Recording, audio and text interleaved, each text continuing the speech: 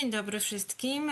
Ja nazywam się Anna Skarżyńska i mam przyjemność. My name is Anna Skarżyńska, and this is my pleasure to guide you through the meeting Call for International Research Agenda Programs. Eva Janota is going to be my colleague, talking over all the things related to finance, that is, how to go about the budget in a proper manner so that it is compliant with all the guidelines. Now I would like to move on to my presentation. A few words about the very measure international research agendas and how to fill in your application appropriately. What's the aim? The aim is the aim is to establish centers, the new ones or develop the ones that already existed. We should have outstanding personnel employed both from Poland and abroad. This applies to the research leader as well as young researchers, postdoc, PhD students and others. To set up such a center of excellence should also lead to the development of international cooperation. That is IRAP Center plus international research units from Poland and abroad. There should be this component of collaboration with business partners. So IRAP should collaborate with business in an intense manner. IRAP centers of excellence should be in place whereby there is the implementation of best practices, new research topics, good practices when it comes to personal management, recruitment, as well as commercialization of scientific results. Additionally, when the funding has already been granted, this can be also used as own capital for IRAP beneficiaries. Such beneficiaries are the ones who have become laureates of Teaming for Excellence Horizon project. Who is our target group? Our target group are outstanding scientists with plentiful scientific accomplishments. These are people who have plenty of experience in terms of excellence, in terms of commercialization of research, but this also includes management over young scientists. IRAP should be there to bolster to the setup of a center of excellence that would be competitive in the international arena.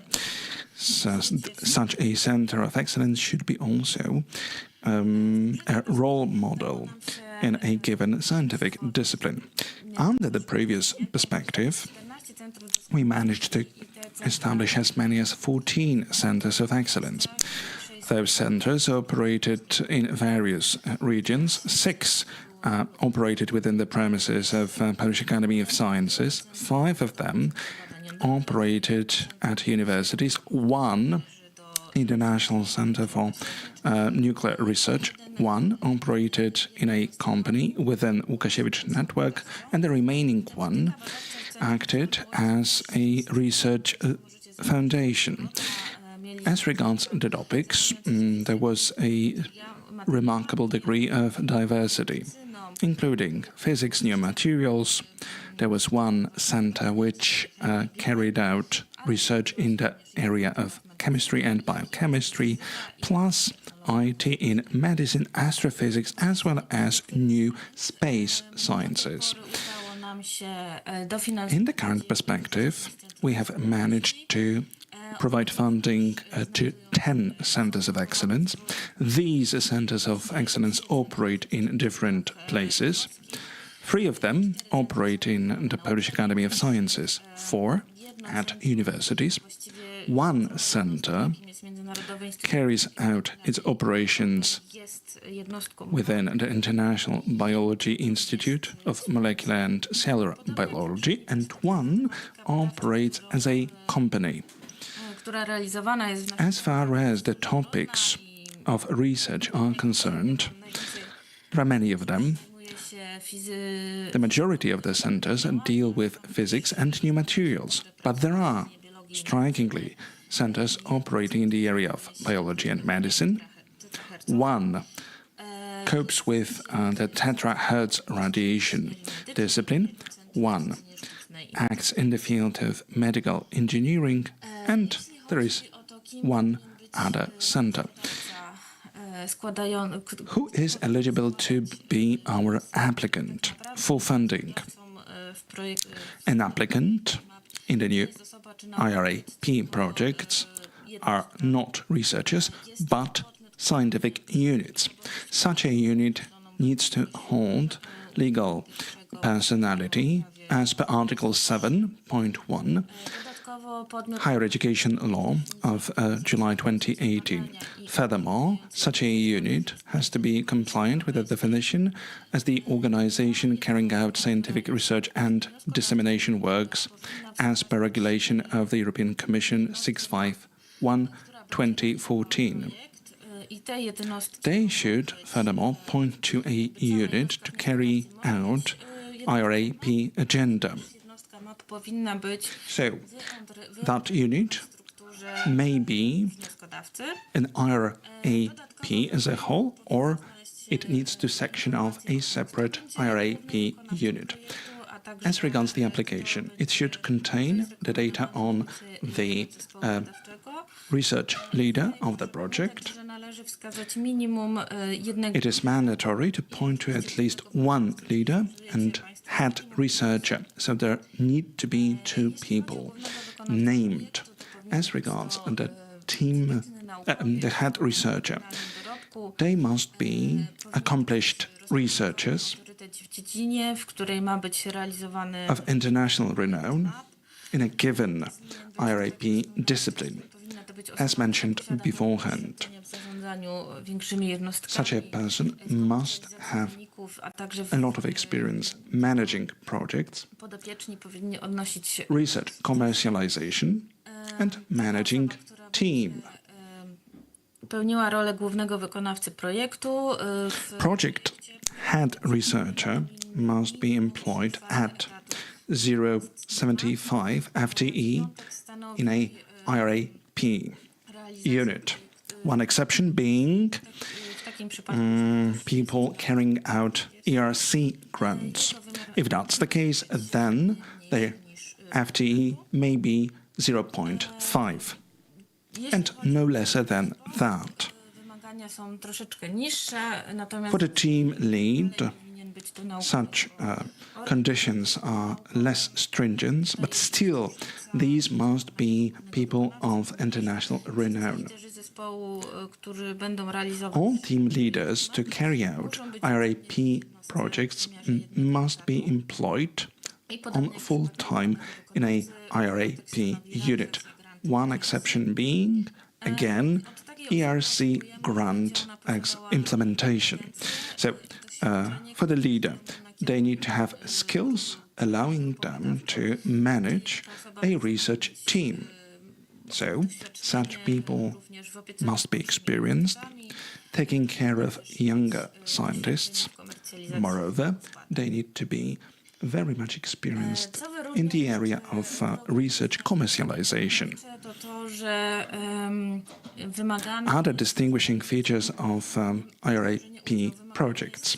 What do we require? We require that a IRAP unit cooperates with a unit, partner unit, from abroad at the stage when the application is submitted.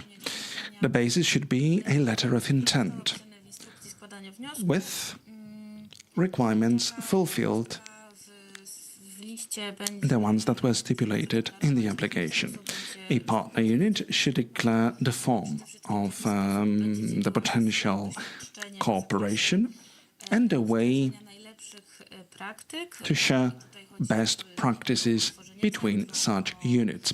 And we speak about the establishment of the Center of Excellence, the implementation of best practices for the recruitment of researchers, the implementation of a research agenda, helping IRAP units when it comes to strategies for research and commercialization. So we believe the role of a partner unit should be the one of a mentor, so that there is a competitive edge on the part of IRAP Centers of Excellence. The letter of intent that I've already mentioned should be signed by an authorized person on behalf of a future partner unit. A partner unit can be either a whole university or a whole research institute, unless legal provisions stipulate otherwise. As far as universities go, a rector should be an authorized person to sign a letter of intent. If that's not a rector, there needs to be authorization present so that a given person can take decisions on behalf of the whole unit. Another body is International Scientific Committee, composed of outstanding scientists representing given research disciplines of the IRAP project. And an International Scientific Committee must be composed of at least 5 people. More than half of them need to be representatives of research, plus some representatives of business. For instance, entrepreneurs or representatives of enterprises with whom an IRAP unit intends to collaborate. Members of the committee mustn't have any ties or links with an IRAP unit. That is, they are not allowed to carry out joint activities with the head researcher in the project. Why is that? It is because of the fact that one of the roles of the International Scientific Committee is to evaluate people involved in the execution of that project. Apart from that, the International Scientific Committee is thought to carry out various competitions for the leaders, etc.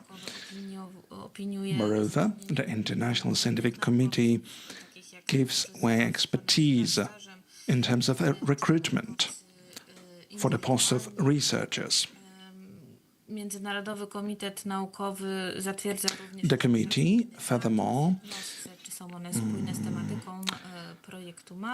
approves the execution of other grants in a given unit. So it must be, as such, independent.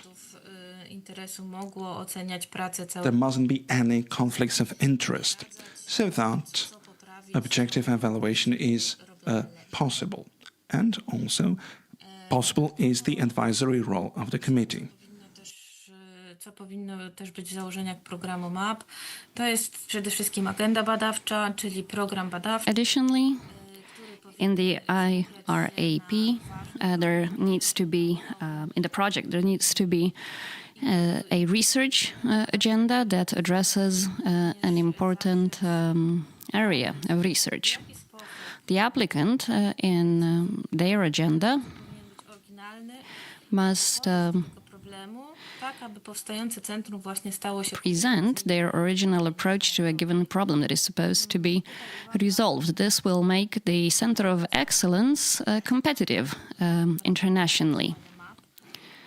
Także bardzo promowana jest współpraca z przedsiębiorcami. We do encourage applicants strongly to work together with the entrepreneurs for funding purposes. The budget presented must be in line with the catalogue of expenses, and Eva Janata is going to give you more details soon. The project also must comply with the horizontal principles of equal opportunities and non-discrimination, and it needs to be sustainable. Let us move on now to the documents that one needs to submit and how to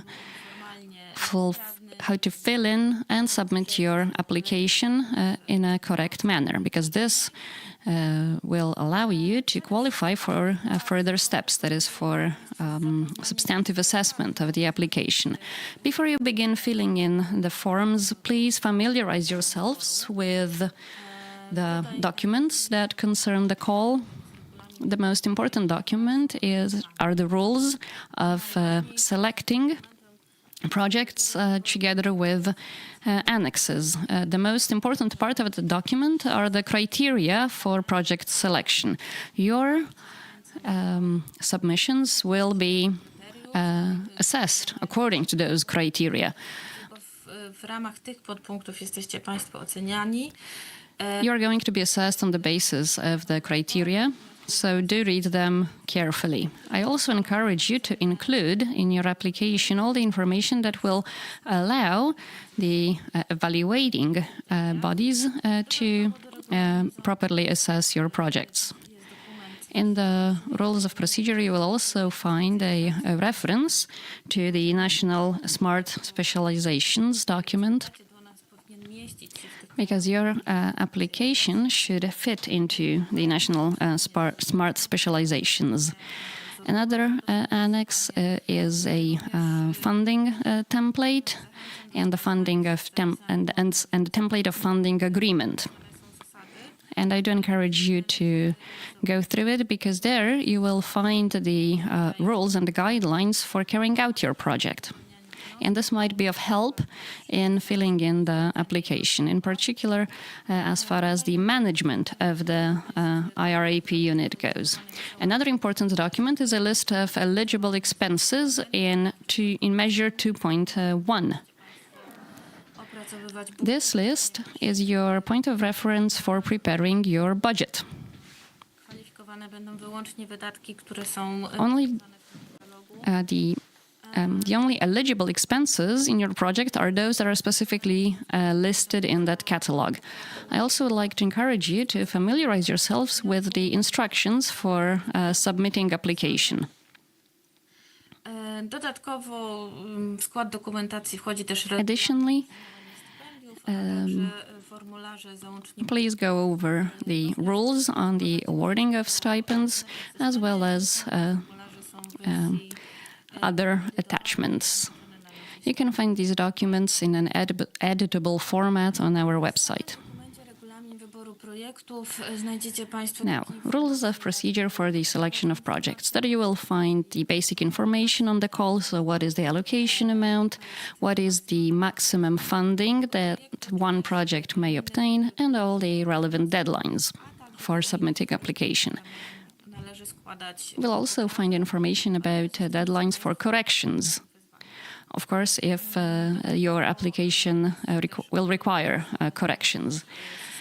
In the rules of procedure, you'll also find a detailed description, step-by-step, of how you need to submit your applications. You will also find this information in Appendix number 6. In Chapter 3 of the Rules of Procedure, you will find a detailed description of how applications are evaluated, and this is broken down into individual stages. In Chapter 4, you will find a description of the appeals procedure. So if your application is rejected, you have the right to appeal against that decision.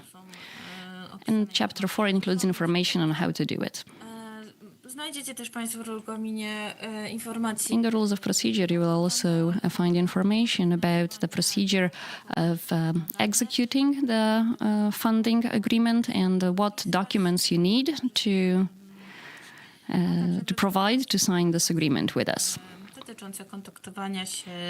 In the rules of procedure, you will also find information on how to communicate with the Polish Foundation for Science.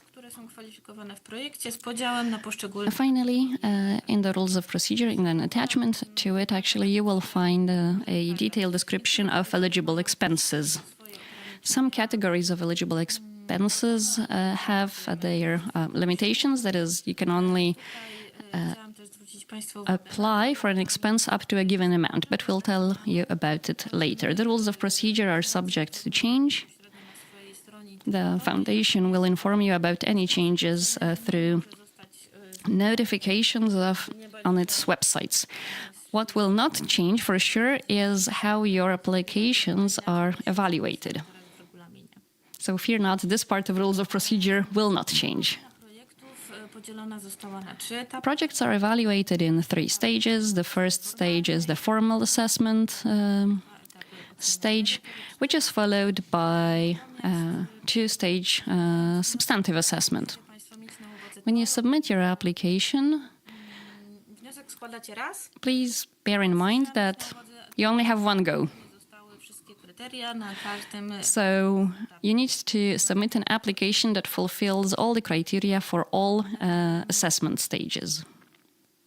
Tutaj jeszcze raz podkreślam, że zanim zaczniecie Państwo pisać wniosek, Again, muszę się zapoznać z before you start to write your application, naprawdę bardzo ważne, go over the criteria.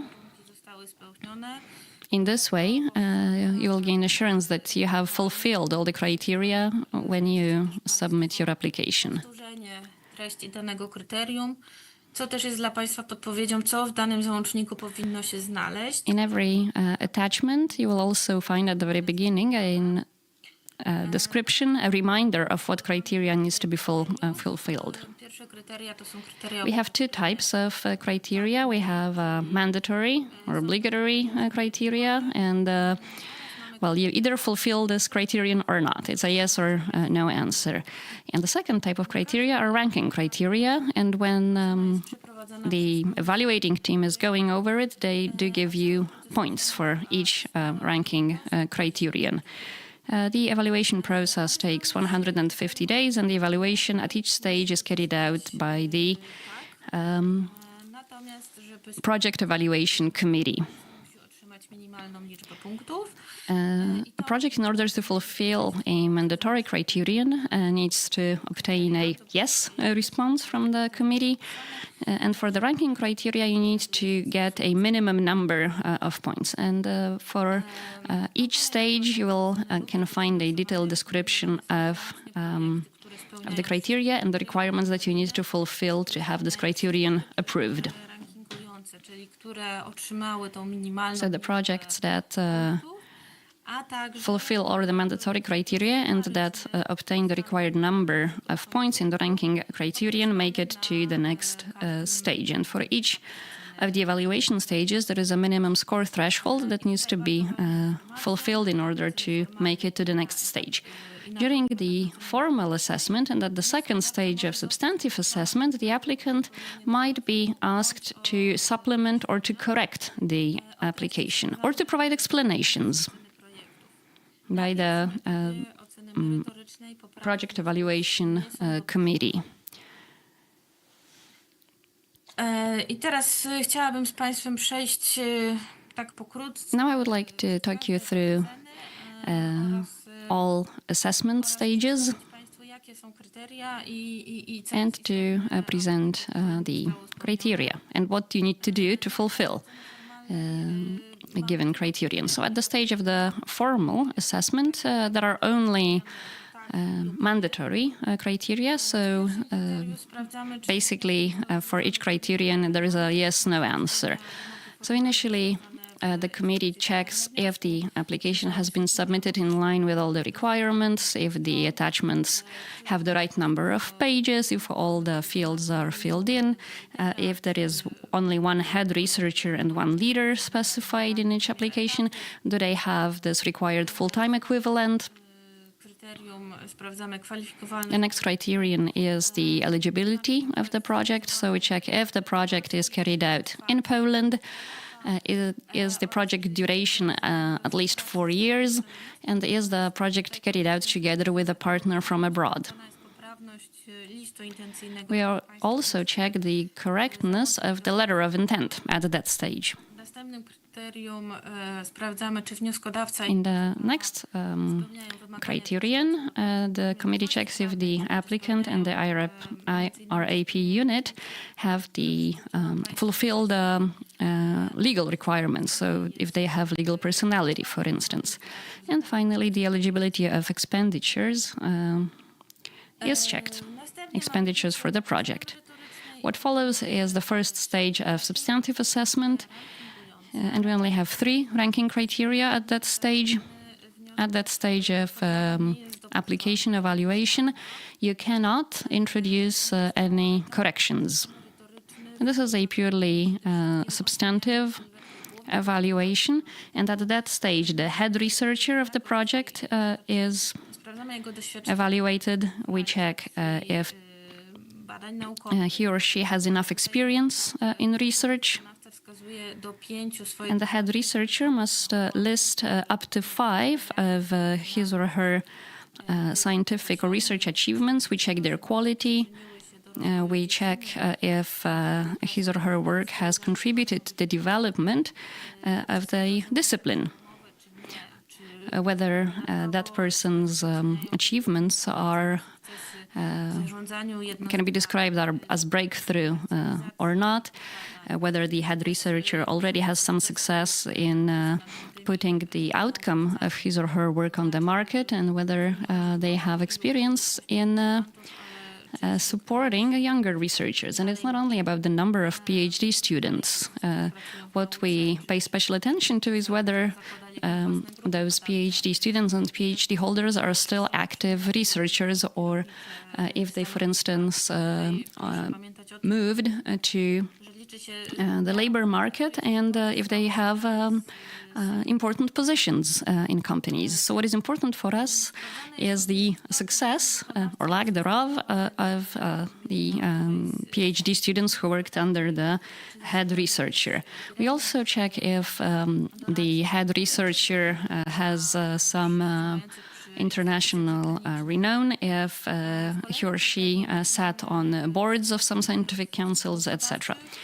What we do at that stage, we also check the leaders of research teams, and the requirements that apply for them are less strict than those that apply to the head researcher. Basically, we check if the person has the potential and skills to be a leader. We are less strict about research achievements of the leaders. They only need to to list 3 of their main achievements. We also check their experience in grant projects, as well as experience in putting the outcome of research on the market. And we also check how did they work with their students and PhD students. And the last thing that is evaluated at that stage is the research agenda. So the research agenda prepared for the Center of Excellence. What we analyze at that stage is whether the research question is right and well defined, if the Center of Excellence has a clear, specific overriding purpose, and what are the secondary purposes of the Center for Excellence. We also analyze whether their approach to resolving a given research problem is original, and if the center has the potential to become a competitive entity internationally. We also check whether there are synergies among research groups, because the center is supposed to host at least 2 research groups, but usually on average there are from 4 to 5 research groups in individual centers. And even though each research group has its own agenda, its own plan, they should work together on this overriding goal specified in the research agenda. The second substantive assessment stage comes with a number of criteria. There might be mandatory criteria or ranking criteria. For the mandatory criteria, we check whether or not a given project will be carried out in a predefined areas and in the kinds of research, whether or not it fits into the National Smart Specializations Register. We check if the project in question won't give funding to the excluded research areas. Plus, the output and result indicators are also investigated into and how they are going to be verified. That's the stage where we look at the budget again. We look into the question of expenditures eligibility. Are they ascribed to a proper category? Are they compliant with within the catalogue of eligible expenditures for IRAP? Additionally, we check whether or not the project is compliant with horizontal principles of equality of opportunities and non-discrimination. And of course, we check the compliance with the Charter of Fundamental Rights and CRPD. The project must also be sustainable. And here comes another criterion to check on that.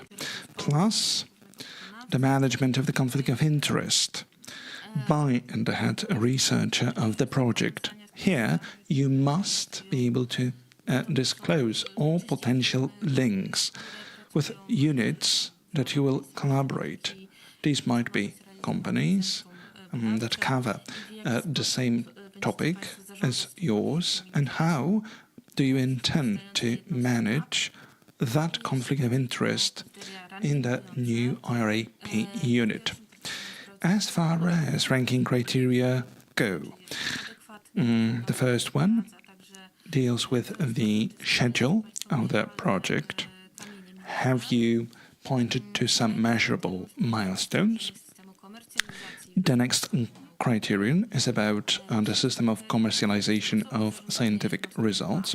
The third criterion regards the way of management of IRP unit. You point to the level of autonomy of your head researcher, how your unit will eventually support an IRAP unit. How is the back office of a given IRP unit to be organized? In view of the fact that commercialization should be at the core, therefore procurement needs to be managed and organized in a proper manner. Additionally, the third criterion is also about the way you plan to collaborate with your partners, both research partners and business partners. Another question is, how will the International Scientific Committee operate jointly with some other advisory groups? The last criterion, however, is about the way your lab infrastructure is to be taken advantage of. What are the conditions and what kind of requirements you need to fulfill in order to be let in a given laboratory.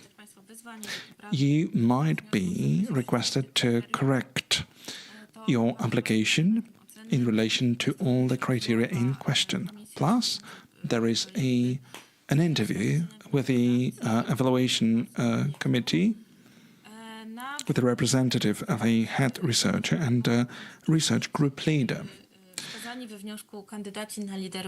Candidates for research group leaders may also take part, if need be. And now, concerning the way the application is submitted. Let me stress again, as you go filling in the application, you must abide by all the regulations and guidelines. We have all described it for you. It is worthwhile looking at the catalogue of eligible expenditure. The application is to be submitted only online in the Polish language version. Zgodnie z instrukcją składania wniosku, jeśli macie Państwo list intencji, As per the manual, if there is a letter of intent that has been drafted in a foreign language, it must go with a sworn translation into Polish. systemu muszą być And PDF. for all the attachments, then they must be submitted as PDFs. If that's not the case, if there are other formats, the system won't read them for the final version of the application to be signed by an applicant. Zapoznać się z kryteriami A wyboru. quick reminder, you must familiarize yourselves with the criteria of the project selection. Proszę się upewnić, że w jego treści And please make sure that the application contains all the necessary information for the Commission to assess each and every criterion involved. teraz chciałabym przejść do tego Let me now focus on zakładki, które each and every tab that you might encounter in our system. There are as many as 9 such tabs. Number 1 being sekcja pierwsza, Section 1, Project Information. Point 1. musicie Państwo wpisać This is where you need to include the basic information of the project, that is, the title of the project, datę a relevant abstract, projektu. start and end date of the project, Tutaj też place podajecie dziedzinę, of specjalną implementation, krajową inteligentną area, specialization, national smart specialization within which your project will be implemented. powinniście Państwo uzasadnić Additionally, you must be capable of justifying that your research field eksperymentalne prace covers industrial research or experimental development works. MAP. Another reminder, for you, basic research is not eligible for funding within IRAP. Kontaktów w sprawie Second point, contact people uczulam, że taką osobą for project evaluation przedstawiciel wnioskodawcy on the applicant's behalf. decyzję w imieniu wnioskodawcy Such person must be authorized to take decisions on behalf of an applicant, be it a rector or some other person authorized by a rector of a given unit. And such authorization letter must be also submitted as an attachment to your application. informacje Moreover, you can point to a person to be contacted as the evaluation of the project, of the application goes. Section 2 on the applicant, whereby most basic formy applicant related information is provided, be it full name, personal income tax number, etc., etc. Section 3, proponowanych kandydatów section of descriptions na liderów. for a head researcher of the project and research group leader.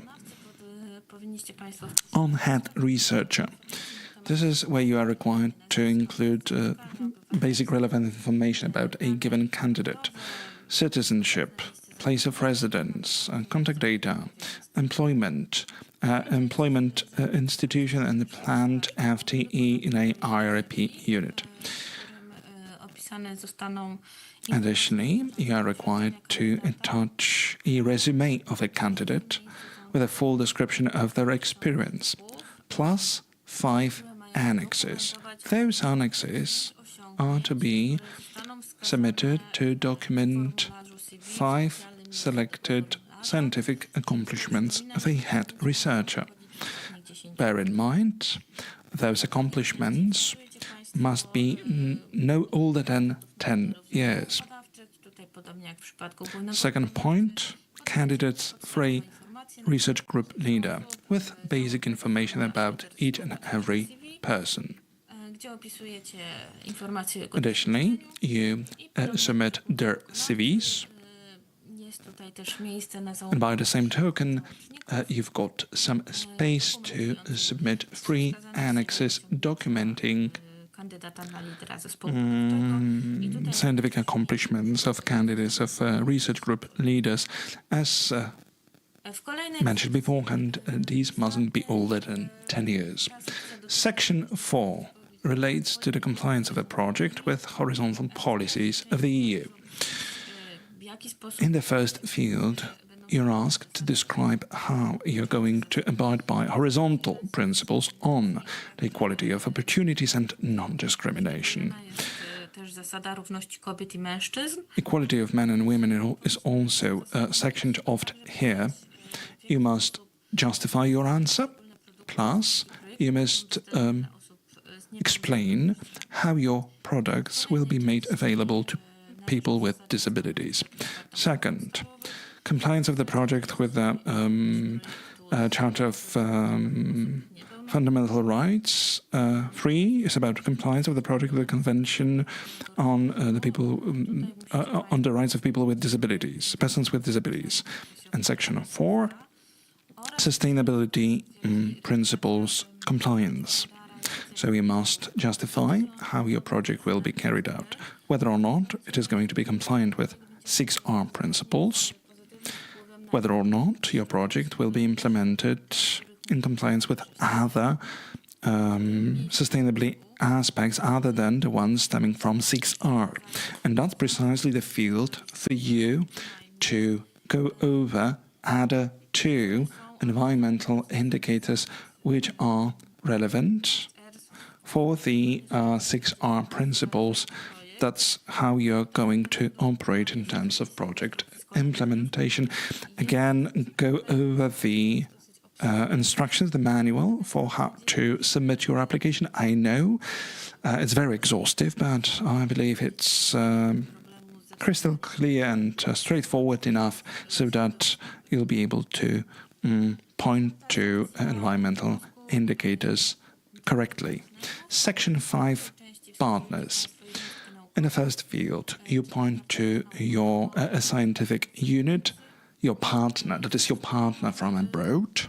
Uczulam, że powinna być to jednostka, z którą zamierzacie Be mindful of the fact that that's the unit with whom you intend to sign a contract of collaboration, and that's to precede the funding. You must do it up front. podstawowe informacje dotyczące tej jednostki. Plus, you include some basic information on your partner unit. You also address a contact person because the foundation has every right to contact your partner unit at any time. I w tym miejscu też należy załączyć. That's also where you need to attach a letter of intent in the Polish language.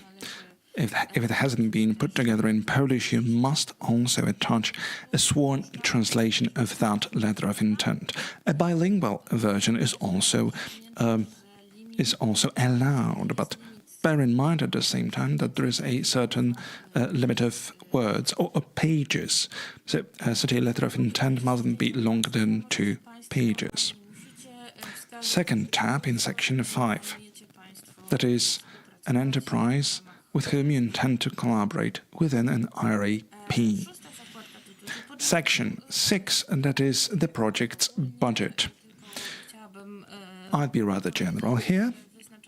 Let me just tell you that in all the fields of the application, you must list all the categories of expenditures broken down into 5 or 4 12-month periods. Eva will dwell in that in the second presentation, but remember, VAT is considered non-eligible under IRAP, therefore all the values provided must be net values. Rational, reliable, and justifiable. These are the qualities of expenditures that are presented. And apart from that, when going over the budget calculations, you must meet the principles from the catalog of qualified expenditure. And there's one other attachment to be mindful of, that is the justification of expenditures. Section 7, project indicators. As I have already mentioned that. There are two main indicators, the output indicators and result indicators. There are indicators imposed for each project. You cannot add your own indicators. There are 4 output indicators, namely researching, working in supported research facilities. In this indicator, we only take into account those researchers who use equipment bought from the funds provided for the project, or who work at a research facility who will be improved using funds from the project within 1 year. This is very important. So please do not put in the total number of researchers involved in the project throughout its duration, but please do calculate this indicator taking into account facilities that will purchase equipment within 1 year. The second output product is the nominal value of the research and innovation equipment. Here, please list only the equipment that you intend to buy using the funds allocated under the project. The third output indicator are entrepreneurs working with research facilities. Here, you're supposed to give the number of businesses that you are going to work with throughout the entire duration of the project, from day 1 to the last day of the project. And it's not possible for you to work for half of the project with one business and for the second half of the project with another business. This must include those businesses that are with you throughout the whole project. And it also must be a business with which you have an agreement signed. And the final output indicator is the number of R&D projects. This takes into account projects that are funded under a given call. So for IRAP, it's 1 project, and this indicator should be 1. There are also 2 result indicators. For each of these indicators, you need to specify the base and the target value, and the base year and the target year, so the year in which you want to achieve the declared value.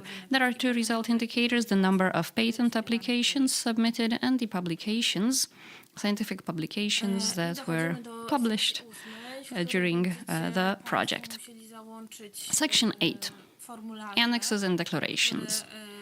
In this section, you are supposed to attach forms that have been available for you on our website from the moment that we opened the call. The first annex is the international research agenda. And I want to remind you that the basic research is excluded from support. There is a page limit for this annex. It cannot be longer than 10, but the page limit does not include the front page. And also, you can add 1 bibliography page, which is not counted in this limit of 10 pages. The second annex is the description of the legal form of the beneficiary. That is the implementing body. This description must include the legal provisions that allow the IRAP unit to fulfill legal requirements in line with the rules of procedure and the agreement. This annex can be maximum 1 page long. In this annex, you might describe the entire research unit, or it might happen that the IRAP unit will be just a part of a larger institution, and then this also needs to be described in the legal structure. The next annex is called the management of the IRAP unit. In this annex, you just describe how the unit is run, how the administrative services are going to be provided, and how the unit is going to work together with its scientific and business partners. The next annex is the strategy for commercializing and managing intellectual property. The limit of pages for this annex is 2. Plan komercjalizacji wyników In this badań. annex, you describe your plan for commercializing the output of the research, Ta współpraca as well as how you intend to work with businesses. opierała na zasadach If this cooperation is going to be based on the guidelines from the framework principles, który ma zostać skomercjalizowany w państwa. this is also the place to describe the area of your research that is going to be commercialized. If the applicant participated in the IRAP in the previous financial perspective, then they will be requested to describe the results of commercializing their research achievements from the previous perspective. Powinniście państwo Another annex in section 8 is the description of the project site and equipment. So in this annex, you need to describe the lab space and equipment that you will use to carry out the project.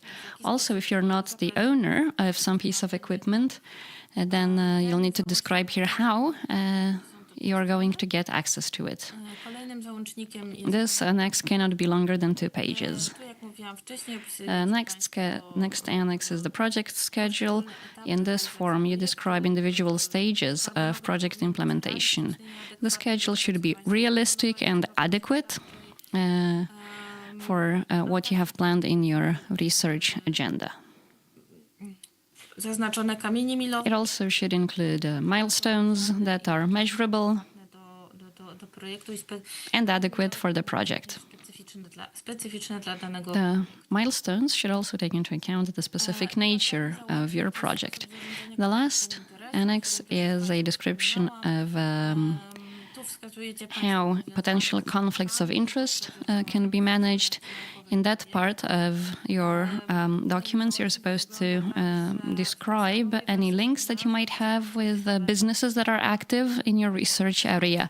So there are 2 tables in that annex, one for the head researcher of the project and one for a research group leader. wniosku i tutaj proszę pamiętać, że można wskazać maksymalnie 3. If there are more leaders, then for each leader you need to copy that table and fill it in. And the maximum number of leaders is 3. miejsce, w którym powinniście państwo Additionally, zarządzania konfliktu in the form, you should z uwzględnieniem potencjalnych describe how conflict of interest is managed within your unit and how they are intended to be managed in future, and how are you going to regularly report to the authorities of your country.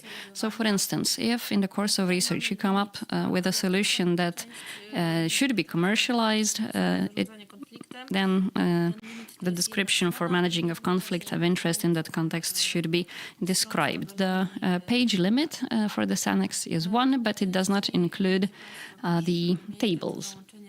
oświadczenie głównego wykonawcy projektu. In section 8, you will also attach a declaration of the head researcher, and this form must be either signed legibly by the head researcher or it can be signed using electronic signature. There are also applicants' declarations in that part that you just need to Ta sekcja click on. weryfikacji składania wniosku. And section 9, Tutaj powinny verification and submission of the application.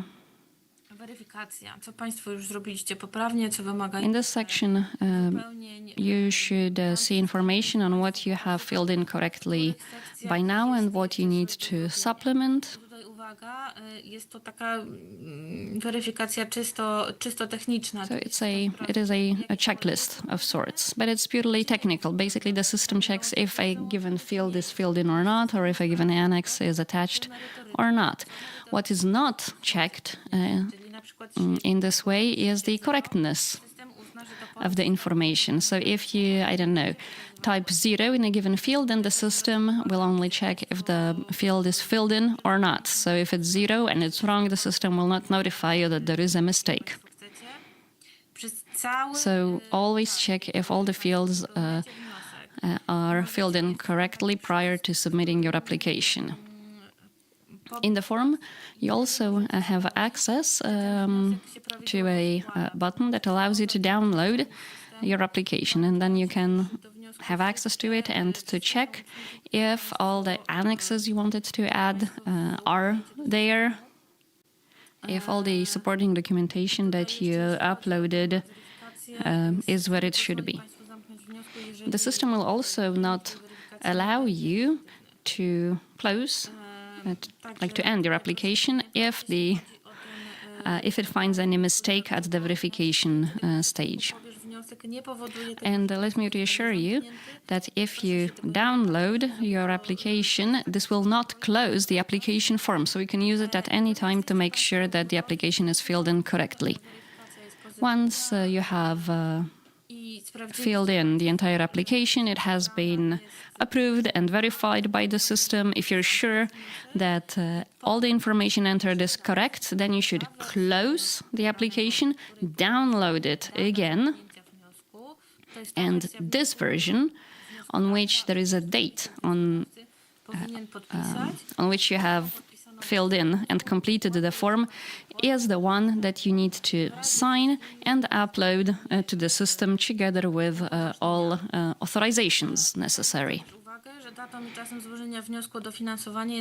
And the date on which the date that will be treated as the date on which you submit your application is the one that is generated by the electronic system, by the IP.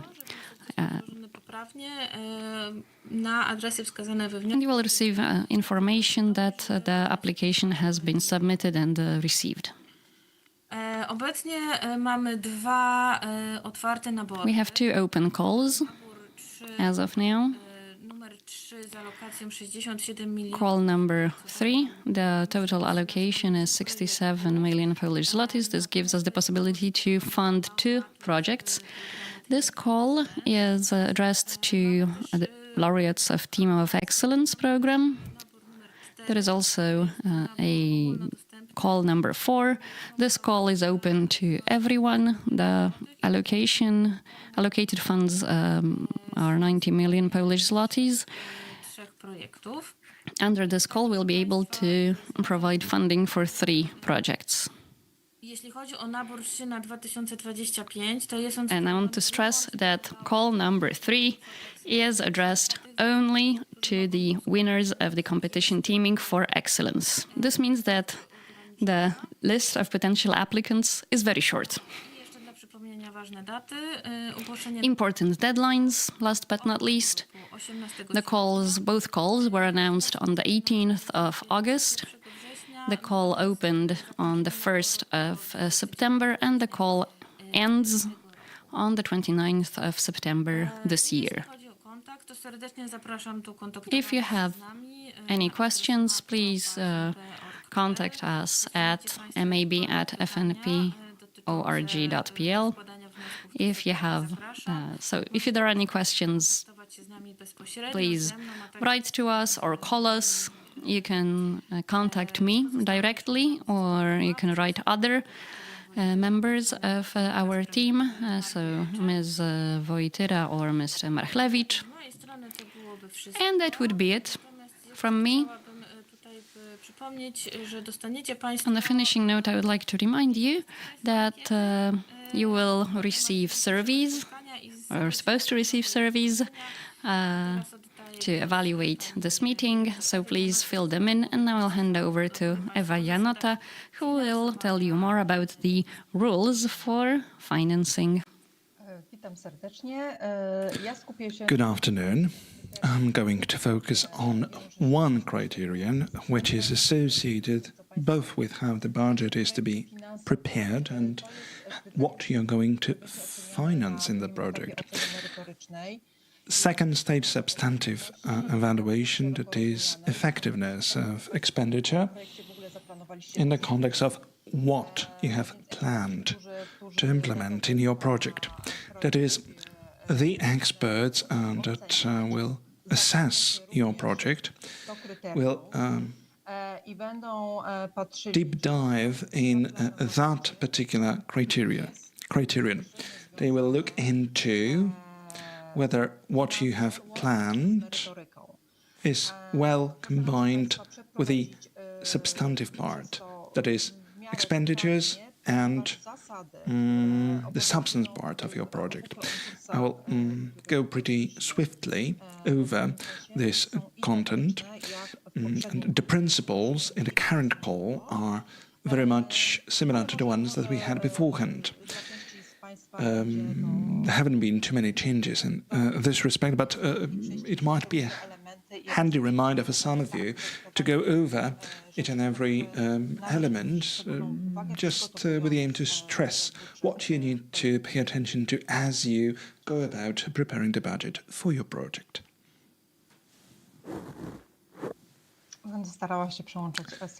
And I will try to handle my slides myself, which isn't easy in itself. The basic documents that we have spoken of a lot at our meetings and as we go about answering your emails or your calls, well, these are the documents with which you need to start preparing your budget. Number one document is guidelines for the eligibility of expenditures for FENG 2021-2027. This is narrowing down and to narrow down all the expenditures, we have put together a catalogue of eligible expenditures in measure 2.1, what kind of expenditures you might consider in the project. The third document, your internal regulations of procedure, pay regulations, procurement regulations underneath the EU procurement threshold. And again, that's something that you must be mindful of, because there are some criteria that will very much refer to your internal regulations, and we'll check if you do handle your own regulations. All the expenditures that you plan for your project must be in compliance with these 3 points, these 3 documents, and only after having it done, you may start putting together your application. You've got still 2 weeks ahead of the deadline for the potential analysis and budget preparation. As far as eligibility criteria go for the expenditures, they have basically remained intact for the last years. They must be, all the expenditures must be rational, adequate, reliable and justified in view of the aim, scope and the results of the project. The expenditures must meet the conditions specified in the agreement on funding, the guidelines pertaining to eligibility and the catalogue of eligible expenditures in measure 2.1 IRAP.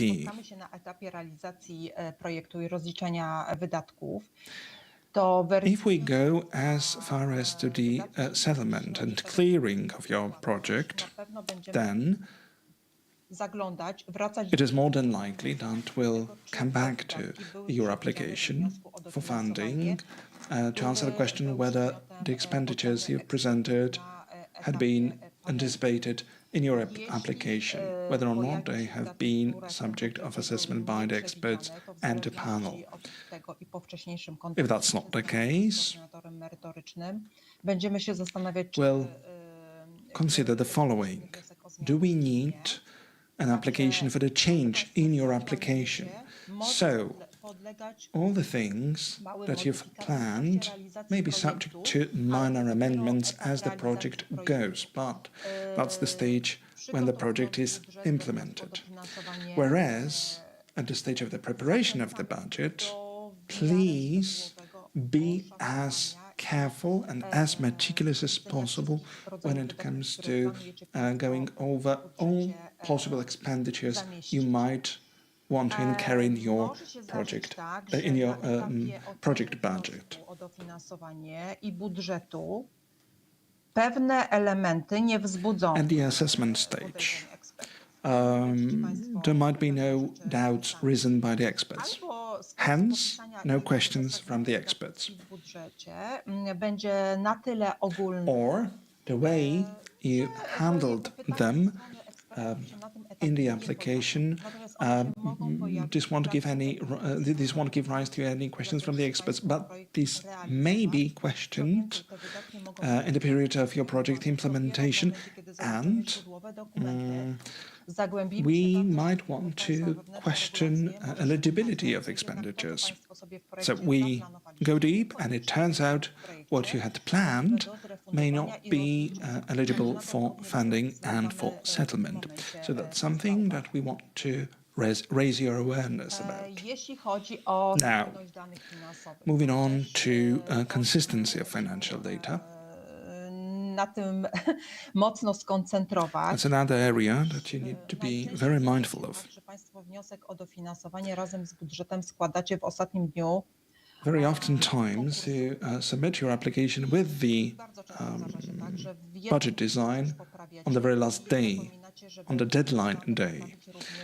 So it happens that you've corrected something in one place and you haven't corrected it somewhere else, for example, in the justification or within the field of the product indicator. And these relate in a straightforward way to the area of research and in other fields. I will tell you more specifically what the indicator in question is composed of, which values must be added with a view of the nominal value of equipment, what you need to bear in mind. Jeśli chodzi o kolejny slajd,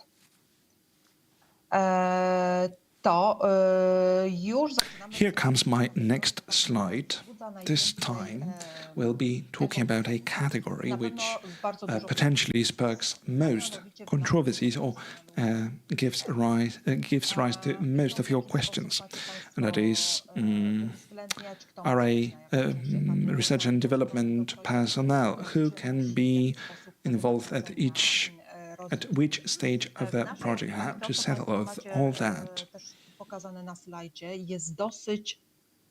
What you can see in the slides is a, crystal clear summary of the data that we require. This shouldn't be too problematic.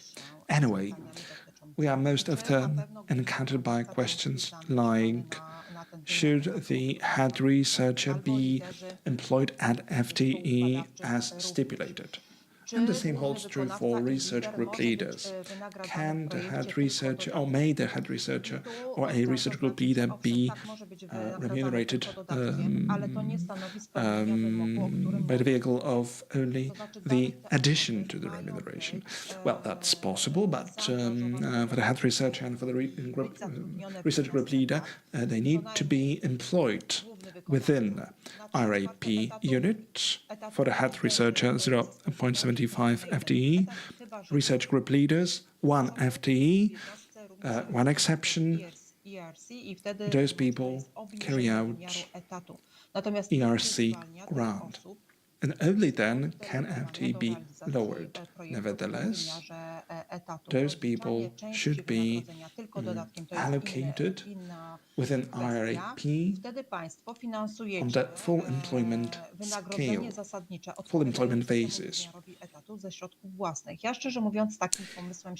Well, I come across the ideas that people later abandoned because neither universities nor institutes don't really favor this kind of settlement scheme for remunerations. But anyway, research group leaders and head researchers must be employed in accordance with the FTE stipulated, so that their involvement is guaranteed throughout the whole process of RAP project implementation.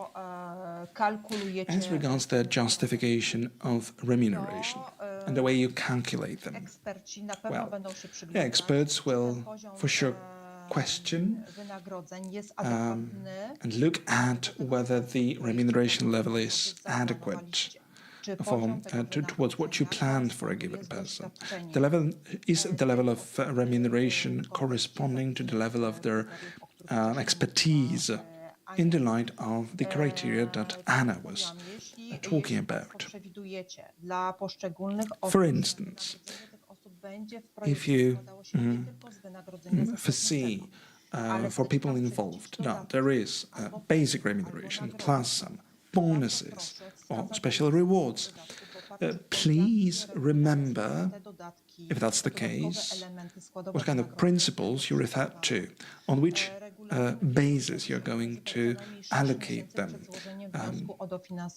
The regulations you refer to must be binding for at least 6 months prior to the submission of application. So refer specifically to the number of the regulations you referred to. Moreover, pay attention whether you provide your employees with a so-called 13th monthly pay. If that's the case, this must also be taken into consideration per people, for the people involved. People at times don't consider that and then need to think, can I do some reshuffle so that the 13th pay can be an eligible component of remuneration under IRAP. Of course, that needs to be proportional to the contribution of a given employee and in line with other conditions, so that the 13th pay is eligible. Na takie rzeczy, które notorycznie się pojawiają. And there are some other recurring questions, for instance, on how to manage and coordinate the project. Dotyczą nie tylko głównego wykonawcy, nie tylko zespołu. This does not only relate to the role of the head researcher and likewise research group leaders, but also all the other people engaged in the project implementation. Bear in mind administrative tasks, a notion very broad in itself. If such administrative tasks have been identified at the budget preparation level, experts will ask you questions about that. Rzecz, która pojawia się dopiero w momencie, kiedy my zaczynamy przyglądać się umowie z tymi osobami. It is often that these issues are considered too late once the agreement is already signed or the settlement is to be done. And therefore, we ask questions as we go about verifying the legibility of expenditures, what administrative tasks were carried out, what management tasks were carried out. There are some signatures placed on administrative documents by the people who are, theoretically speaking, only involved in the research part of your project. People who are responsible for the substantive part of the project mustn't be, at the same time,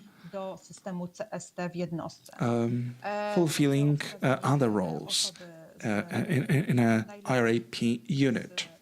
So please delegate someone from your administrative personnel to be authorized in such roles.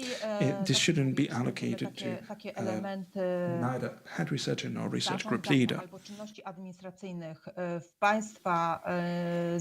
If management and administrative roles are identified in your teams, then the entire remuneration for that person will be described as intermediate costs. So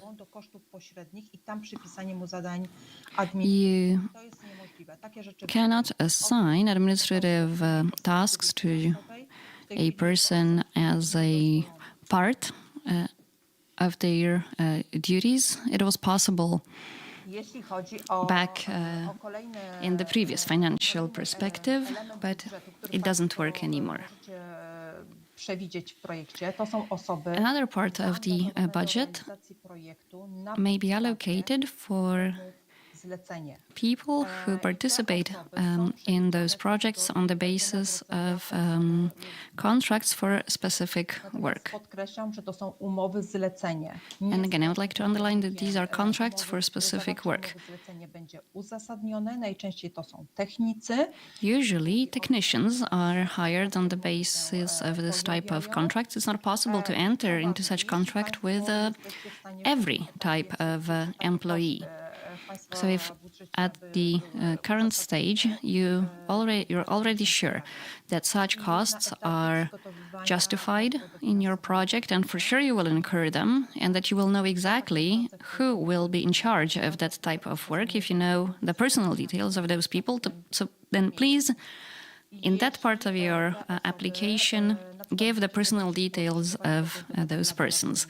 If you know that you will need a technician to help you with lab research, and you will just write a technician in the name and surname column, and because you do not know yet who exactly is going to perform those duties, you can do so.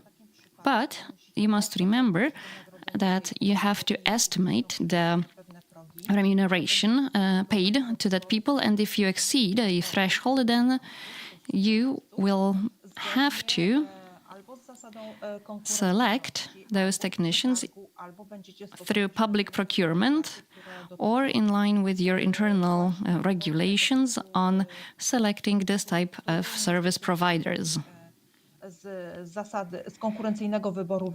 So you have to apply the competitiveness principle when selecting the person who will perform the service. And if you give a name and surname of the person that will carry out that work, and if that person receives a positive assessment from other parties involved, then you will be exempt from that requirement. Stipends. Yes, there are stipends or scholarships that you can apply for in the budget, but in practice it hardly ever happens. You will, in order to obtain a scholarship for a person involved in the project, you must first of all prove to us that it was impossible to hire that person under an employment contract. And this has not happened so far.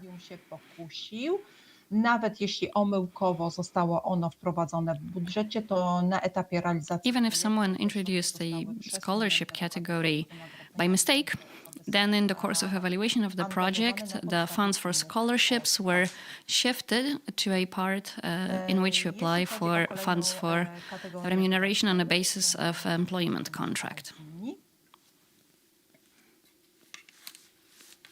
To taka kategoria szeroko rozumiana, rozwój kadr. There is another category of expenses, development of R&D personnel.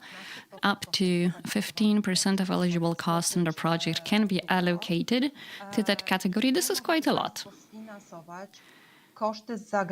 You can use these funds to pay for the costs of foreign training services. I underline this.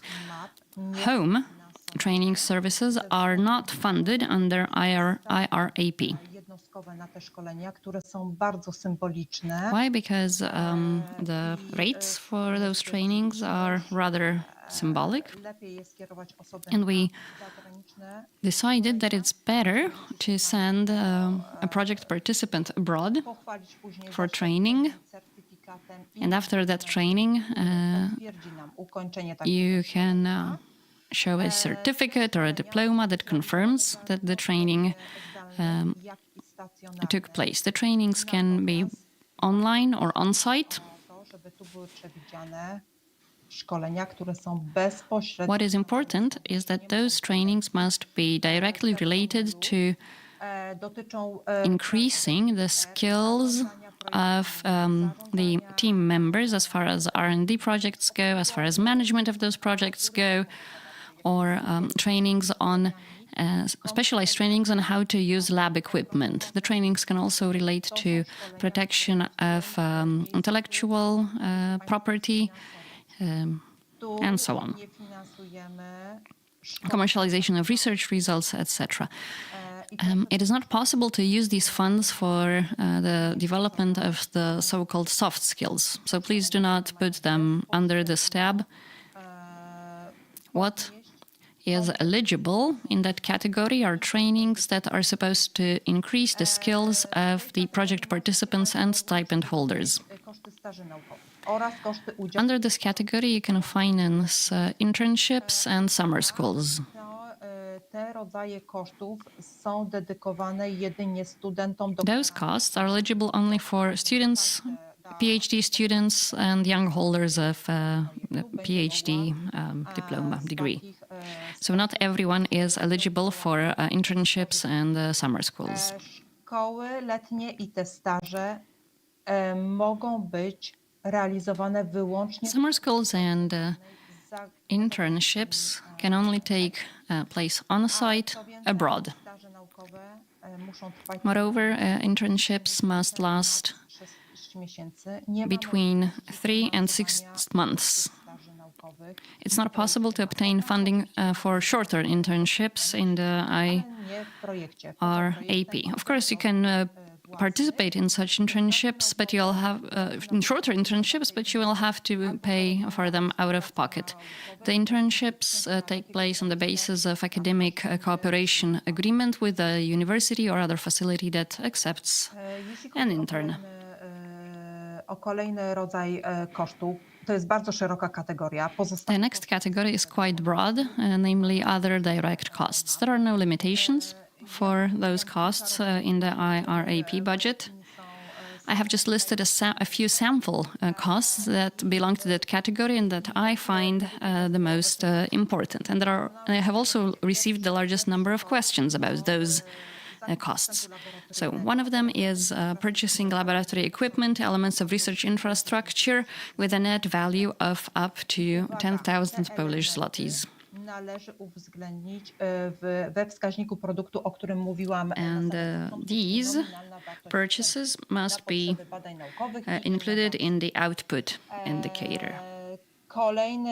Kolejne pytanie, które też się pojawiają czasami. I am frequently asked also about Pytania o koszty zgłoszeń costs of patent applications. Koszty zgłoszeń patentowych, owszem, tak, czyli koszty So zgłoszeń you can cover the costs of patent applications with funds from this category. EPO i do naszego So you can supply krajowego, to European Patent Office, to Polish Patent Office. Państwo również możecie zaszyć koszty analiz. But what you can add to that category are the costs of analysis, studies, tests, and evaluations necessary to draft the patent application. So basically to assess the potential for commercialization of a given research outcome, including translation costs or legal services.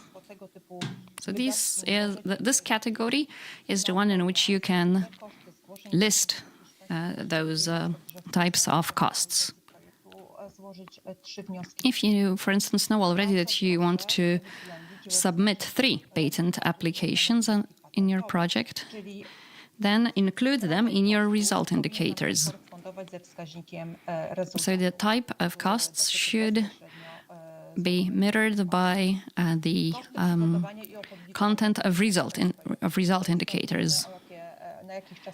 Another cost that qualifies, that is eligible under this category, is the cost of preparing and publishing the results of your projects in scientific journals. This can also include translation costs and publication fees.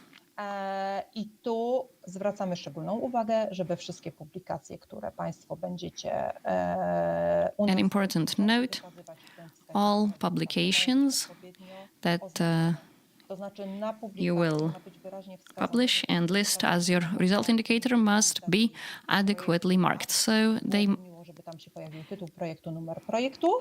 It needs to include a reference to the IRAP, the number of project, and also the EU logo. But what is mandatory is the number of the project, so that there are no doubts if this project was developed under IRAP or not. Jeśli chodzi o kolejny koszt, który również jest bardzo ciekawym kosztem, to koszt Another przez beneficjenta w celu prowadzenia expense wykonywania współpracy naukowej. that is included in this category are the costs incurred by the beneficiary to carry out and establish scientific cooperation, both national and international, and working together with entrepreneurs. So in this category, the expenses related to travel and stay with a view to establish cooperation with other facilities or businesses.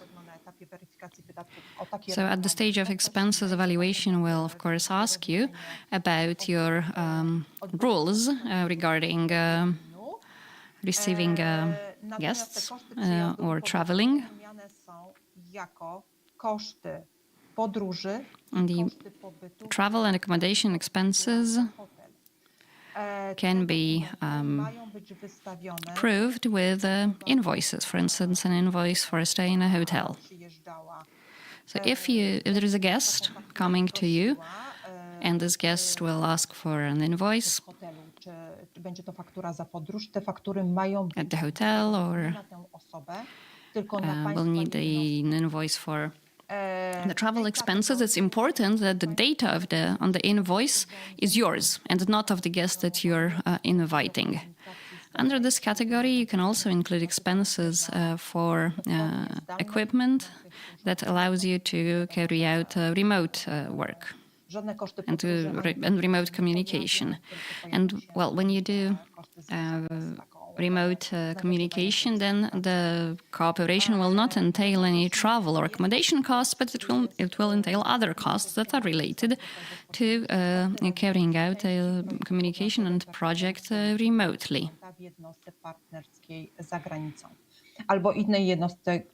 Another expense that falls under this category is the expense of implementing of part of the project under the supervision of the project staff of the beneficiary in a partner unit abroad or in another unit. What is important is that this must take place under an agreement, and this agreement must clearly specify what type of expenses are going to be funded, who's going to be the owner of the know-how developed as part of such cooperation. And an important note, the owner is always the beneficiary. So if you know that you will incur such expenses and you do not know what you should pay special attention to when drafting an agreement on such cooperation, please reach out to our coordinators. They will send your questions to us and we will explain what is important. However, we do not have a template of such agreement, and we do not we cannot issue an official opinion of an agreement if you send it to us, because we are in charge of evaluating them later on. In the budget, you can also include the full costs related of sending abroad or sending to other facilities people engaged in the project, including per diems for travel and stay.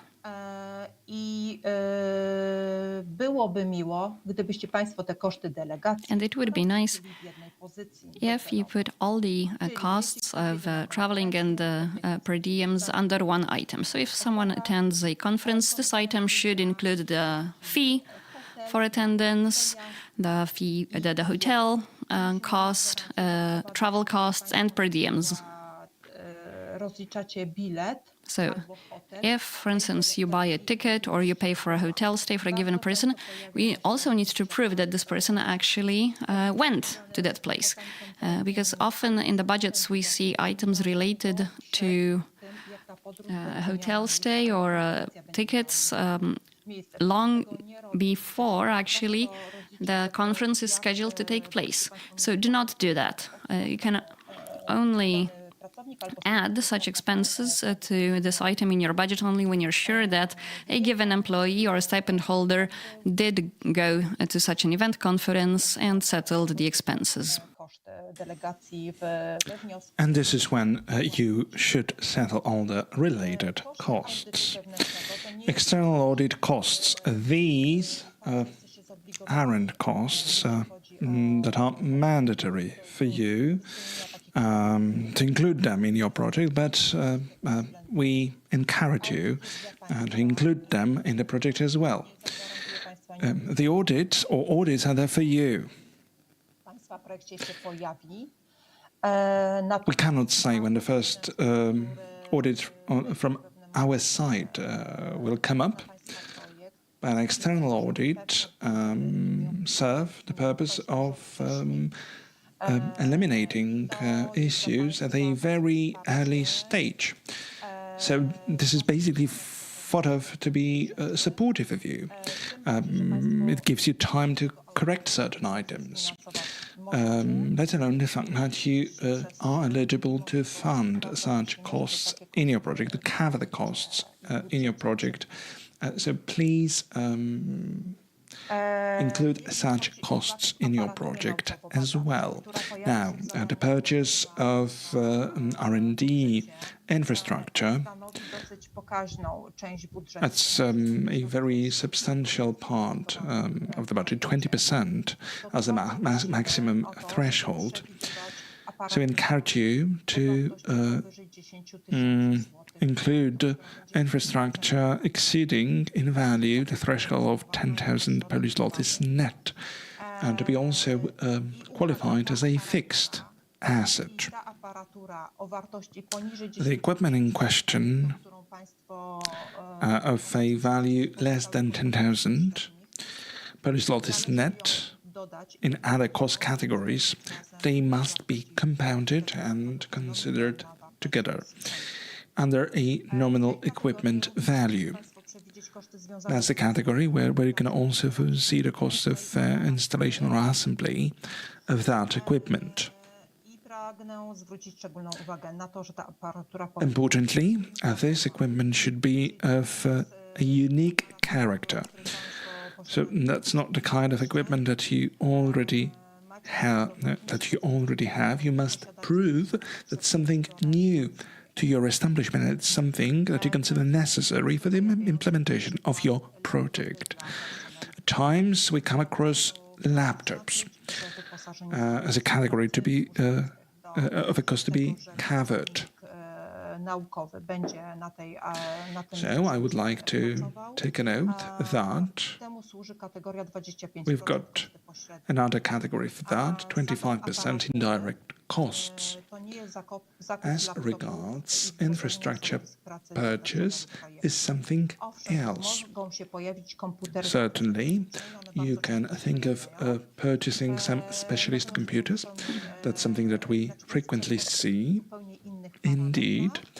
Nevertheless, we speak here of some other parameters, something that can be connected to your regular research equipment. These are other separate components. Fixed stations, not to be moved. They serve the project aim directly. And overall, they serve the aim to carry out scientific research in them.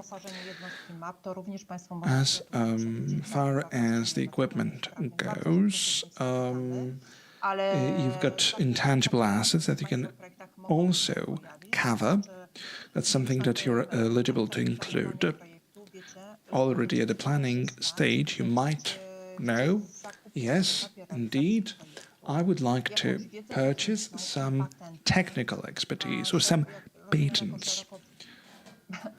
Something that you would need, something that you can consider as fitting in the category of intangible assets. And you will buy them from third parties on a market principle basis. And this holds true for both patents and licenses. To są licencje rozumiane. Nevertheless, these are licenses not to be installed on your computers. These are licenses in accordance with intangible assets, that is, do korzystania w projekcie z części wypracowanej przez non-exclusive licenses developed by third parties. Właśnie tych wartości niematerialnych, prawnych, know-how szeroko rozumianego. In other words, we keep speaking about a certain know-how. You can also think of non-patented technical expertise to be taken advantage of in your project implementation. I oczywiście Something that you deem indispensable. będzie potrzebne w tym projekcie. In a percentage that you consider valid for your project implementation, because sometimes we tend to buy something in a scope which exceeds the scope of the project. So you must think up front, how much would I really need and how much should be covered under the project. For another category in question, that is subcontracting, a vast category in itself, up to 20% of project eligible costs. You can think of buying external services commissioned to a third party. Here, you must prove that you couldn't have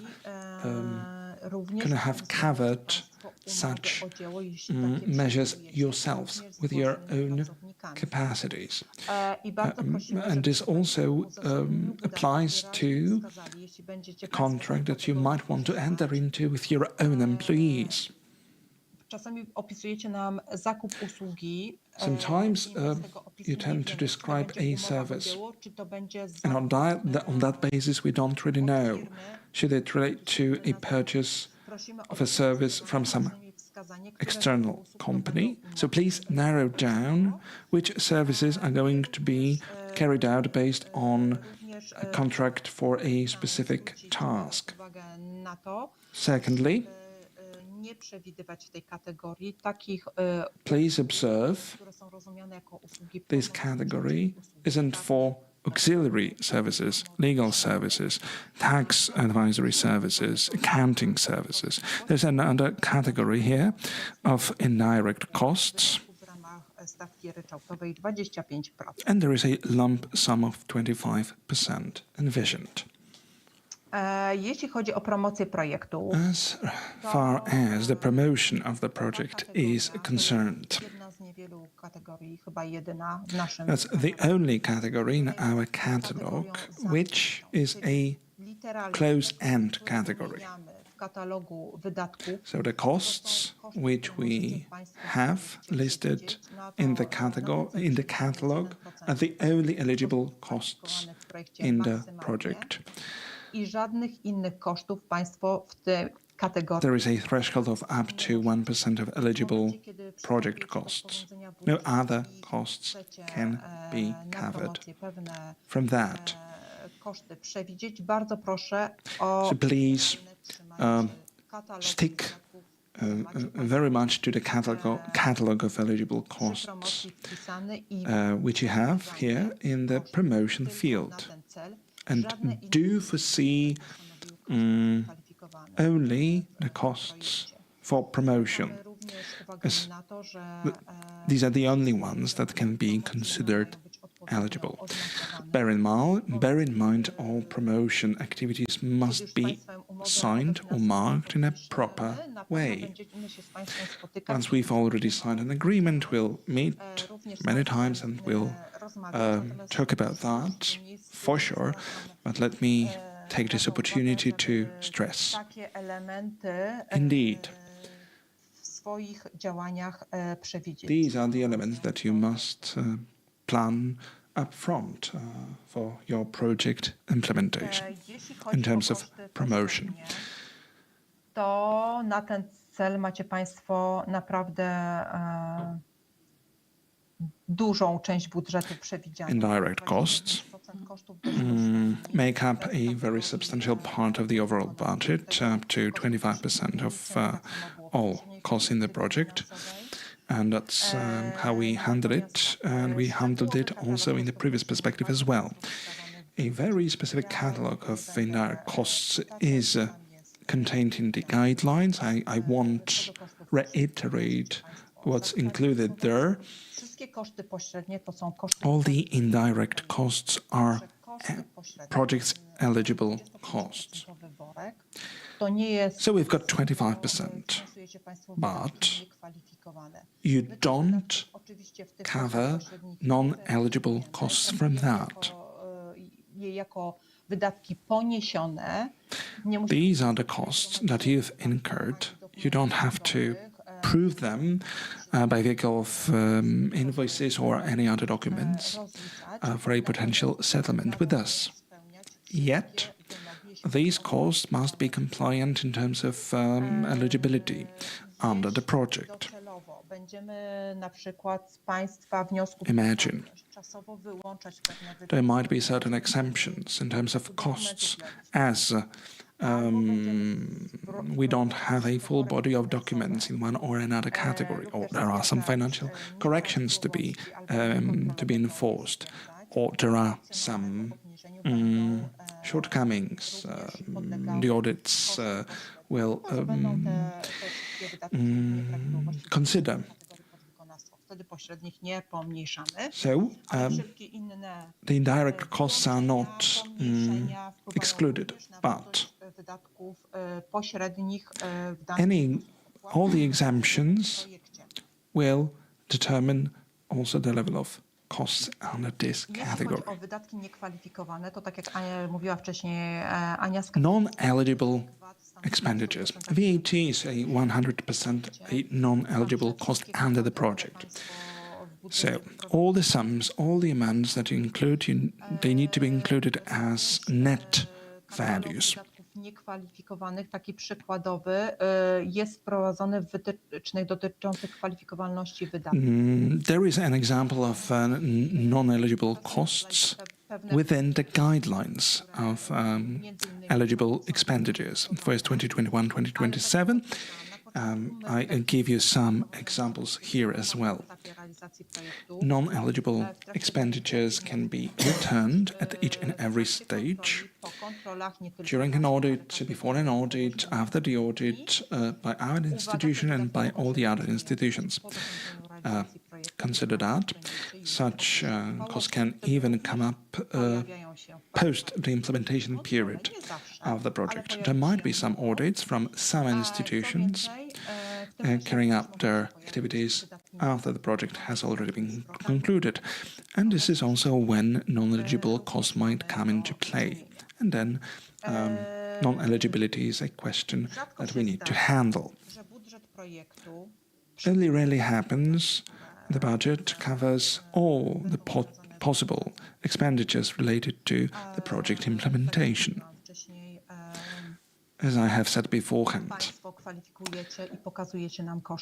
you give us net costs, eligible costs in the budget. There are some other eligible costs and indirect costs. VAT is a non-eligible cost. That's something that you need to plan for yourselves in your budget, in all the means that you have got to manage. Plus, you need to ensure funding for that, because VAT won't be funded from indirect costs. And the same applies for potential irregularities as the project goes. If that happens, that's something that you must cover with your own funds, not with the project funds. Just to raise your awareness. So what we see in the budget is one thing, yet there's also another thing, that is, there are some costs or expenditures that you need to think about up front. You need to secure funding for them as you go about planning your project budget. So much from me. I just wanted to encourage you, and I will give you a slide in that regard.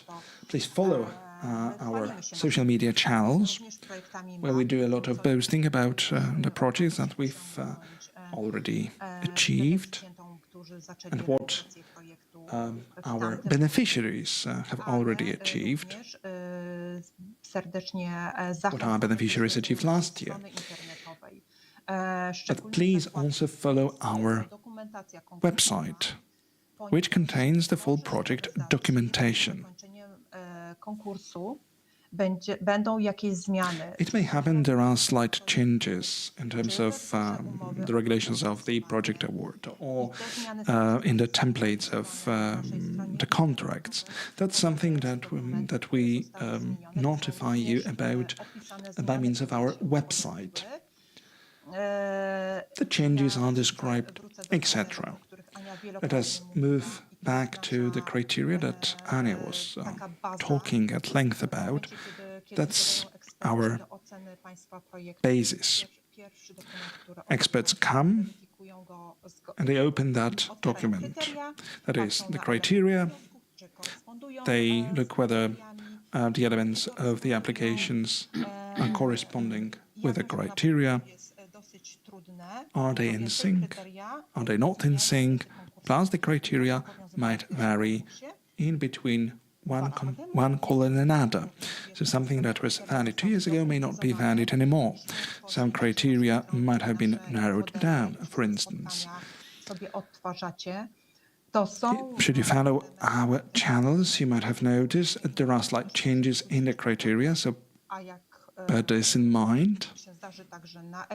And if so happens, at the assessment stage, the foundation will request you to correct certain elements in the application. Be very specific in how you handle that. Be very specific as how you answer our letters. That's especially relevant for the budget and how you handle budget-related questions. You've done this work very nicely. So, but long story short, if you are precise in answering the questions, you're on the safe side in terms of whether or not you are allowed for another stage. You are through to another stage of assessment. I hope that you can eventually sign a funding agreement with us. I would like to thank you for your attention on my own behalf and on behalf of Ania Skarżyńska. I do encourage you to ask questions as well, and I hope that we have addressed most of your doubts during this meeting. So you can find our contact details on our website, and I think that's all from us. I wish you a very nice afternoon, all the best, many success, and we look forward to hearing from you. Thank you.